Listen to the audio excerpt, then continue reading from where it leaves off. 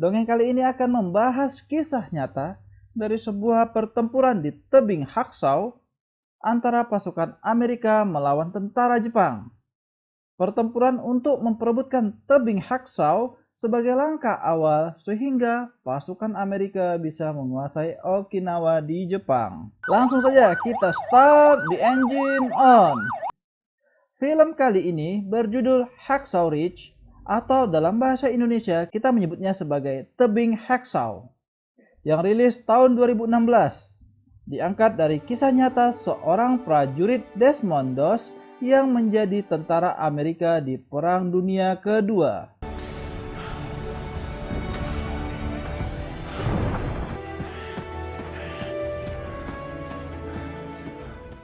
Film ini menceritakan perjuangan seorang pemuda yang berpegang teguh pada keyakinannya bahwa manusia dilarang untuk saling membunuh. Pemuda ini bernama Desmond Doss yang diperankan oleh Andrew Garfield yang menjadi seorang petugas medis tempur pada Perang Dunia Kedua yang ditempatkan di bawah komando Sersan Howell yang diperankan oleh Vince Vaughn serta Kapten Glover yang diperankan oleh Sam Worthington. Berkat ajaran agamanya yang melarang manusia untuk saling membunuh, maka ketika si Desmond menjadi tentara pun, dia mengambil sikap sebagai tentara medis yang tugasnya adalah menyelamatkan yang terluka tanpa harus membunuh seorang pun di medan pertempuran. Ketaatan terhadap agamanya inilah yang pada akhirnya membuat dia menjadi prajurit buangan dan dimusuhi oleh teman-temannya. Namun, pada akhirnya si Desmond dihormati dan disegani oleh seluruh prajurit Amerika. Scan dimulai pada saat si Desmond remaja yang bekerja sebagai pelayan gereja. Ketika sedang membersihkan gereja, si Desmond memberikan pertolongan pertama pada orang yang mengalami kecelakaan dengan mengikatkan tali pinggangnya ke paha orang tersebut dan langsung mengantarkan orang tersebut ke rumah sakit. Di rumah sakit inilah dia tersadar dengan perkataan dokter yang mengatakan bahwa tindakan melakukan pertolongan pertama pada pemuda yang kecelakaan ini telah membuat pemuda ini selamat. Dan dari kejadian inilah akhirnya si Desmond memiliki tekad untuk bisa menyelamatkan orang lain dengan menjadi seorang dokter. Ketika melihat seisi rumah sakit yang dipenuhi oleh orang-orang yang terluka, pandangan si Desmond tertuju pada salah seorang perawat cantik yang bernama Dorothy yang diperankan oleh Teresa Palmer.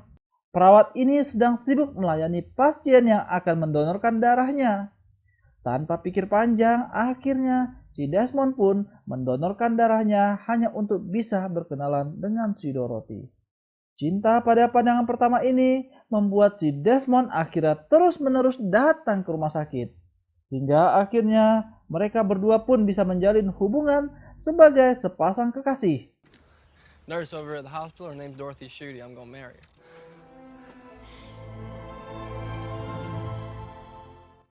Seiring berjalannya waktu, ternyata keinginan si Desmond untuk menjadi petugas medis pun semakin kuat. Dan dengan bantuan Dorothy, si Desmond mempelajari buku-buku kedokteran hingga akhirnya dia pun mendaftarkan diri sebagai tentara medis yang akan berjuang membela Amerika. Sebelum berangkat ke akademi militer, si Desmond menjelaskan kepada ayahnya bahwa dia akan menjadi tentara Amerika. Keputusannya ini membuat ayahnya sangat marah, sebab dia akan kembali kehilangan anaknya sama seperti ketika dia kehilangan sahabat-sahabatnya waktu Perang Dunia Pertama terjadi. Di hari keberangkatannya ke akademi militer, si Desmond berpamitan dan diberikan sebuah hadiah oleh si Dorothy berupa sebuah Bible. Dan Bible inilah yang akhirnya menjadi pedoman dan penghilang kerinduan si Desmond kepada pacarnya. You keep it right here, where I'll be.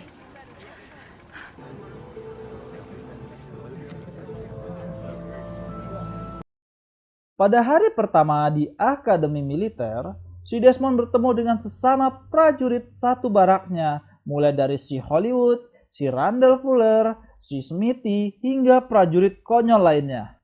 Bahkan pertemuan pertama dengan Sersan Howell yang langsung memberikan pelajaran mengikat simpul, Sersan Howell mengajarkan mereka cara membuat simpul tiang agar mereka bisa menuruni sebuah tebing yang terjal.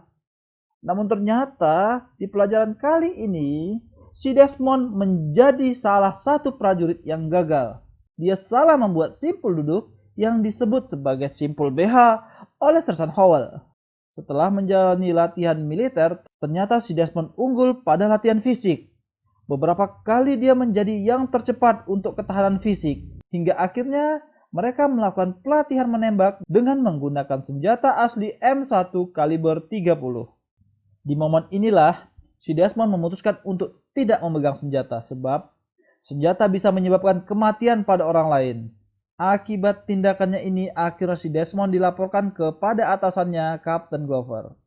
Di sidang inilah si Desmond menjelaskan bahwa dia bergabung menjadi tentara bukan untuk berperang, tetapi menjadi tenaga medis. Mendengar permintaan yang aneh-aneh dari si Desmond, Kapten Glover pun langsung marah dan mengancam si Desmond untuk melaporkannya ke pengadilan militer. Setelah kejadian tersebut, si Desmond mulai dipermalukan dan dibully oleh atasan dan teman-temannya. Dia mulai diperkenalkan ke tentara yang lain sebagai prajurit buangan yang tidak mau memegang senjata, dan oleh karena itu dia mulai dikucilkan. Karena keyakinannya inilah akhirnya si Desmond mulai dibenci dan diasingkan oleh teman-temannya sesama prajurit Amerika. What you got here, Desi? Hold on here. What is this? Give me that. Please give it back, Smitty. Please give it back, Smitty. Berita mengenai si Desmond yang tidak memegang senjata akhirnya sampai ke petinggi militer. Hingga akhirnya si Desmond pun akan diadili di mahkamah militer.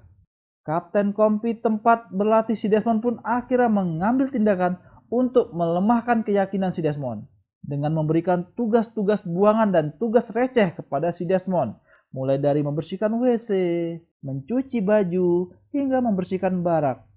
Tujuannya agar akhirnya si Desmond menyerah dan berhenti dari tugas kemiliterannya. Namun ternyata semua usaha yang dilakukan Kapten Glover tidak berhasil.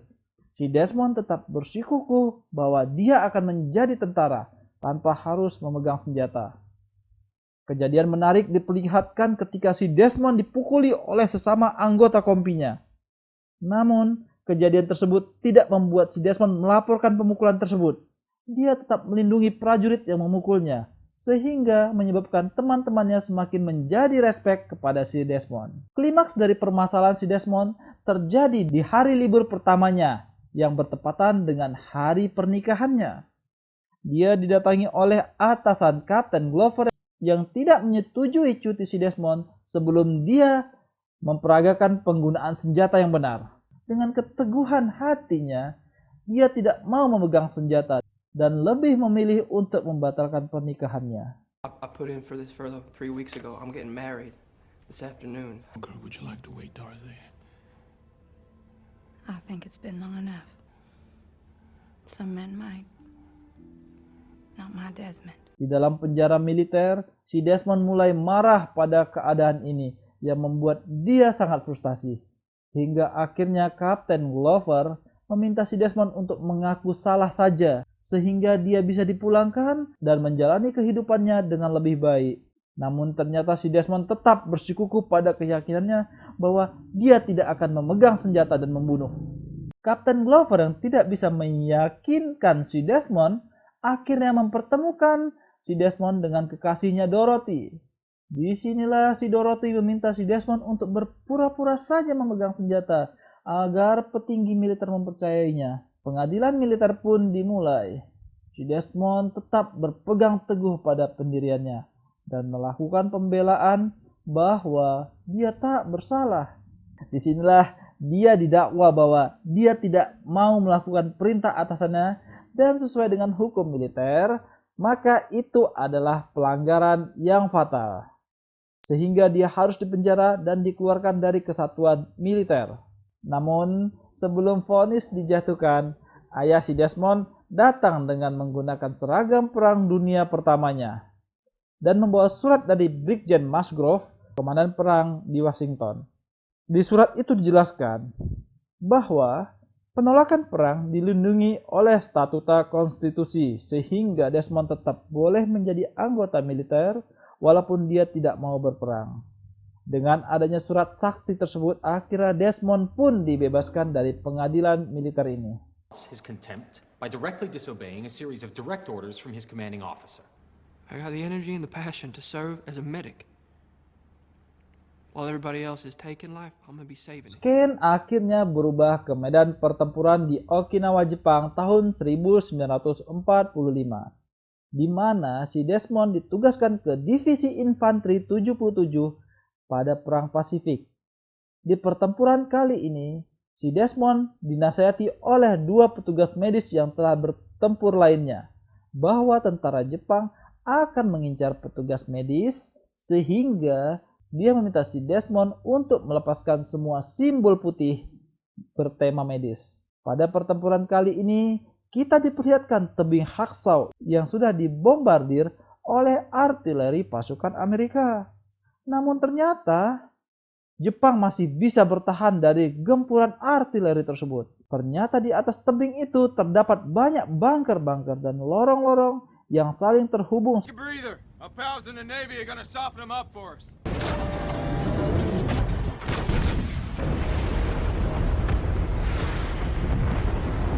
Mulai dari sinilah semua ketegangan dari film ini berlanjut hingga akhir.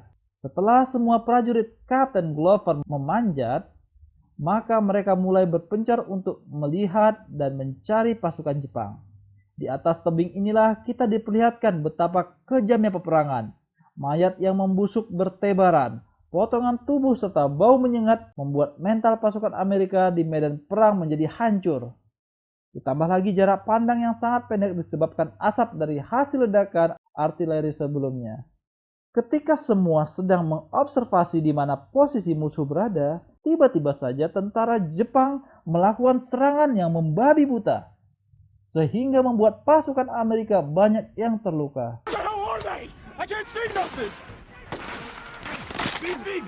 Ledakan mortir dan bom di mana-mana. Tidak diketahui dari mana asal serangan itu. Bahkan saking pekatnya asap yang ada, membuat tentara Amerika hanya menembak mayat yang sudah mati. Si Desmond yang berperan sebagai petugas medis ternyata menepati janjinya akan berjuang di garis depan. Dia mulai menyelamatkan tentara Amerika yang telah tertembak, mulai dari Rapp yang kakinya sudah hancur karena terkena hantaman bom. Dengan putus harapan, si Rapp meminta agar tidak ditinggalkan. Si Rapp yang kakinya sudah hancur akhirnya digendong oleh si Desmond menuju ke tepi tebing untuk diturunkan. Selanjutnya, dia terus mencari tentara Amerika lainnya yang terluka. Si Desmond terus saja maju di tengah kepulan asap untuk menolong tentara yang terluka. Satu persatu tentara yang terluka dibawa ke tepi tebing untuk diturunkan.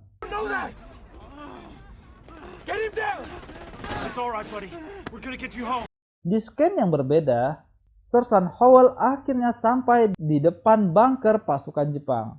Dengan perintahnya, pasukan Amerika mulai memberondong bunker tersebut mulai dari menggunakan mortir hingga peluncur roket.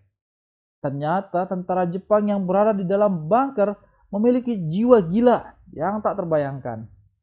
Mereka yang juga siap mati terus berusaha mempertahankan bunker tersebut.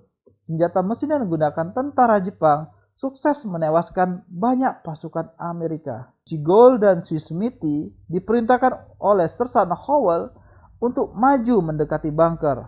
Setelah diberikan tembakan perlindungan, mereka berlari dan akhirnya sampai ke depan bunker tersebut. Dengan menggunakan ransel yang sudah diisi peledak, si Gold mendekati bunker tersebut untuk diledakkan. Namun, belum sampai ke bunker tersebut, si Gold akhirnya tewas terkena ledakan mortir tentara Jepang. Menggantikan tugas si Gold, si Smithy merangkak maju, mengambil ransel peledak tersebut dan melemparkan ransel bom tersebut ke dalam bunker. Dan akhirnya, jeder! Meledaklah bunker tentara Jepang.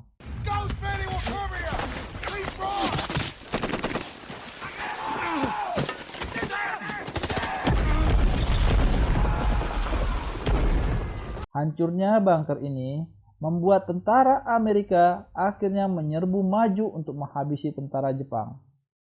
Pertempuran jarak dekat pun tidak bisa dihindari. Tentara Amerika dan tentara Jepang saling adu pukul, adu tembak, bahkan adu tusuk. Tidak ada lagi yang bisa dilakukan selain membunuh atau dibunuh.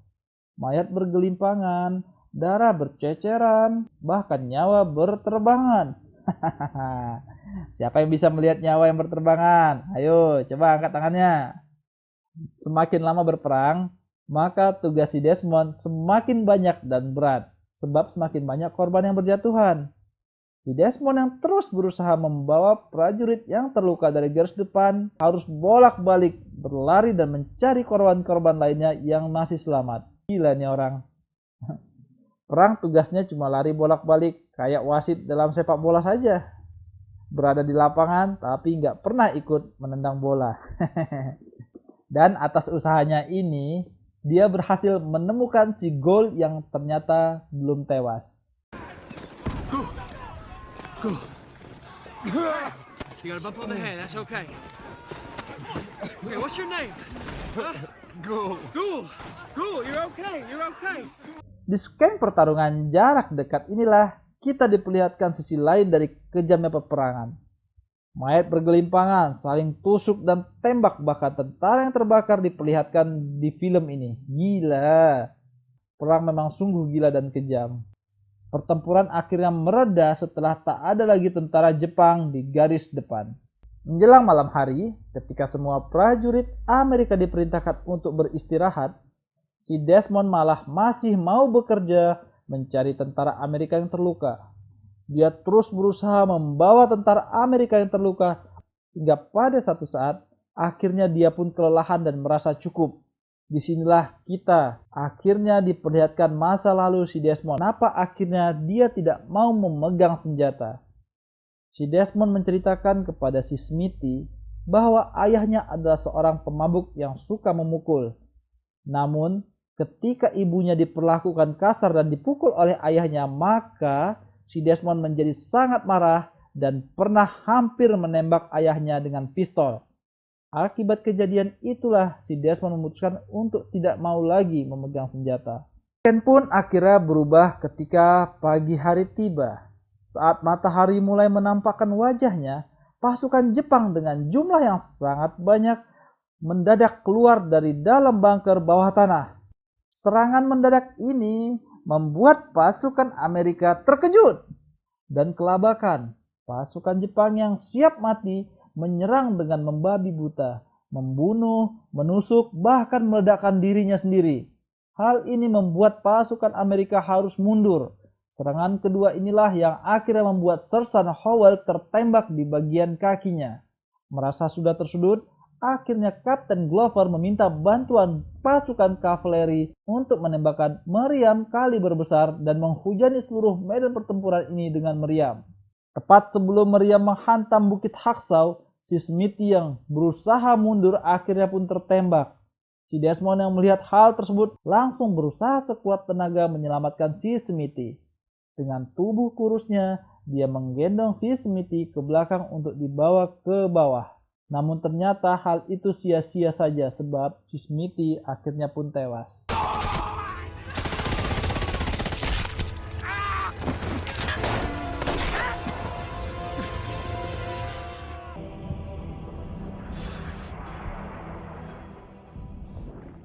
Pasukan Amerika yang masih selamat akhirnya pergi menuruni Bukit Haksau.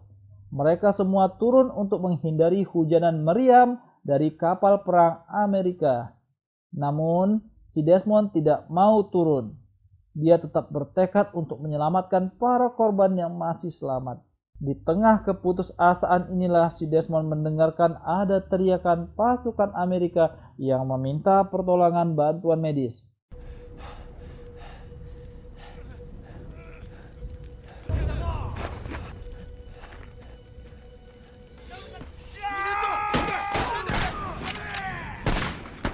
Di markas pasukan Amerika, ternyata hanya 32 prajurit saja yang berhasil turun ke bawah. Sisanya meninggal dan terjebak di Bukit Haksau atau bahkan sudah dibantai oleh pasukan Jepang. Melihat fenomena ini, Kapten Glover meminta agar serangan meriam dihentikan, karena masih ada ratusan prajurit lain yang masih tersisa di atas tebing tersebut. Kemudian, scan kembali pada si Desmond yang sedang mencari pasukan yang selamat. Dia mengecek satu persatu jasad yang terbaring hingga akhirnya dia menemukan si Jerry yang merintih kesakitan. Dengan tenaga seadanya si Desmond menarik si Jerry ke tepian tebing. Disinilah akhirnya si Desmond mendapatkan ide untuk menurunkan pasukan yang terluka dengan simpul kursi yang dulu dihina oleh Sersan Howell sebagai BH. Dengan mengikatkan kedua simpul tersebut ke tubuh si Jerry, maka si Desmond bisa menurunkan si Jerry dengan selamat. One for each titty. You were tying a bowline, boy. You okay, buddy? Satu persatu tentara yang terluka diturunkan si Desmond dengan cara seperti itu. Korban pertama, korban kedua, korban ketiga, hingga entah berapa banyak orang yang berhasil diselamatkan oleh si Desmond. Bahkan untuk menyelamatkan para korban dari tentara Jepang yang masih memburunya, si Desmond pun harus menutupi tubuh tentara Amerika tersebut dengan tanah. Dan si Dos harus bersembunyi di bawah tumpukan jasad tentara Amerika yang telah tewas. Demi menyelamatkan prajurit yang terluka, si Desmond harus rela dikejar oleh tentara Jepang, masuk ke gorong-gorong bawah tanah, hingga akhirnya terpojok dan ditemukan oleh tentara Jepang lain yang juga sedang sekarat. Disinilah kebaikan hati si Desmond diuji. Melihat tentara Jepang yang juga terluka dan sekarat, si Desmond bukannya membunuhnya, malah dia memberikan pengobatan kepada tentara Jepang tersebut.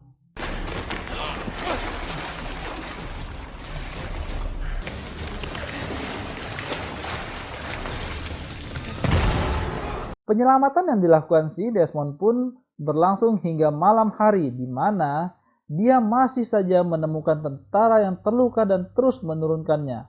Walaupun dia telah kelelahan, dia tetap berdoa pada Tuhan agar dia bisa menyelamatkan satu orang lagi. Dengan tubuh kecil yang sempoyongan dan tangan yang sudah melepuh, dia tetap saja mencari prajurit yang masih selamat. Help me get one more.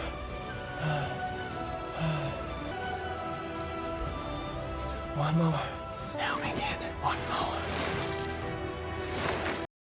Memasuki hari ketiga di pertempuran ini, si Desmond akhirnya berhasil menemukan Sersan Howell dan Hollywood yang masih selamat. Si Desmond menggendong si Hollywood terlebih dahulu dan berhasil menurunkannya. Selanjutnya dia kembali lagi ke Sersan Howell. Namun ketika akan mendekati Sersan Howell, si Desmond berhasil ditembak oleh sniper tentara Jepang. Untungnya yang tertembak adalah helmnya saja sehingga si Desmond masih selamat. Dengan bantuan Sersan Howell, si Desmond memancing sniper Jepang tersebut sehingga posisinya bisa diketahui Sersan Howell. Dan Sersan Howell pun berhasil menembak si sniper Jepang tersebut. Di pusat kendali militer Amerika, Kapten Glover mendapatkan laporan bahwa dari tadi malam telah banyak tentara yang berhasil diturunkan oleh si Desmond. Kejadian ini membuat semua orang akhirnya memuji si prajurit jagung ini. Kembali ke misi penyelamatan oleh si Desmond, kali ini dia mencoba untuk menyelamatkan Sersan Howell yang kakinya telah tertembak. Dengan bantuan matras dan senapan sebagai pegangan, dia menarik Sersan Howell yang berada di atasnya. Namun sayang, ternyata misi kali ini diketahui oleh tentara Jepang, yang juga akhirnya mengejar mereka dan menembaki mereka. Dengan sekuat tenaga, si Desmond terus berlari, dan Sersan Howell menembaki tentara Jepang dengan senapan mesinnya. Hingga akhirnya mereka sampai ke tepi tebing.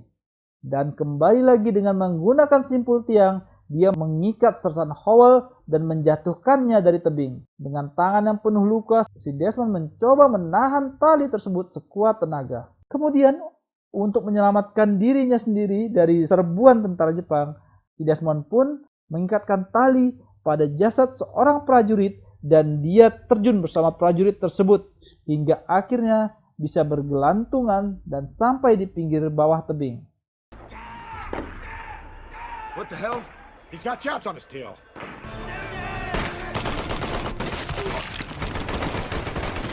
Kecekatan, kerja keras, serta kemauan untuk menyelamatkan teman-temannya akhirnya membuat si Desmond berhasil memenangkan pertempuran kali ini. Setelah turun dan berhasil diselamatkan inilah akhirnya si Desmond mendapatkan salut dan rasa hormat paling tinggi dari semua rekan-rekan sesama prajurit. Dengan tubuh lunglai, Desmond pun akhirnya dibawa ke ruang perawatan untuk membersihkan dirinya dan mendapatkan perawatan. Ketika sedang bersantai, Kapten Glover mendatangi si Desmond dan berbincang mengenai kekeliruannya yang salah menilai si Desmond. Namun kali ini, Kapten Glover meminta si Desmond untuk ikut bertempur bersamanya.